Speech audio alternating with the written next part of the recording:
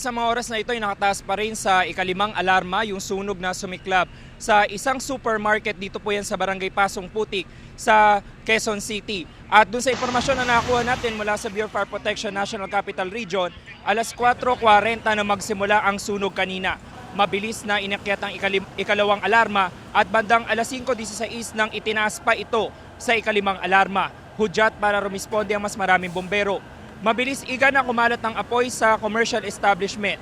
Sinusubukan pa raw na gamitan nung una ng fire extinguisher pero hindi kinaya. Pahirapan ang operasyon ng mga bombero. Ang iba kinailangan gumamit ng breathing apparatus bago pumasok sa loob dahil sa kapal ng usok. Nabasag na rin yung mga salamin sa harapang bahagi ng establishmento. Bumigay din ang bahagi ng pader sa kasagsagan ng sunog. Sa ngayon, nakasentro pa rin ang operasyon ng BFP sa gitnang bahagi ng commercial establishment kung saan meron pa rin naglalagablab na apoy. Sinusubukan pa natin na makakuha ang panig ng pamunuan ng commercial establishment.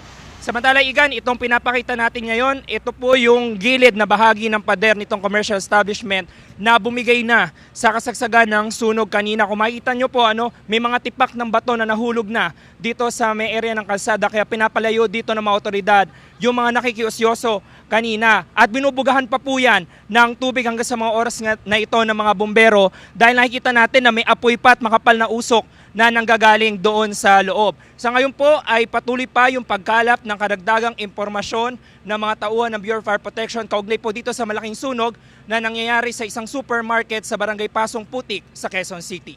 Yan muna yung latest. Ako po si James Agustin para sa GMA Integrated News. James, meron bang mga katabing bahay na nadamay sa paligid?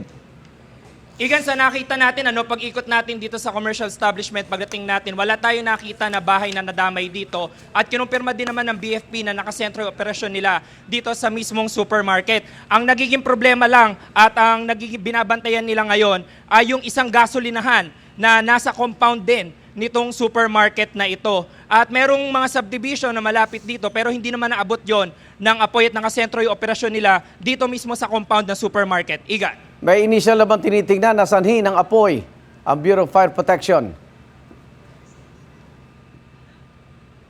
Kanina, Igan, bago tayo umere, natanong natin yung arson investigator pero hanggang ngayon ay nangangalap pa sila ng mga karagdagang impormasyon. Ang nakumpirma lang niya sa atin ay doon sa gitnang bahagi nitong establishmento nagsimula yung apoy.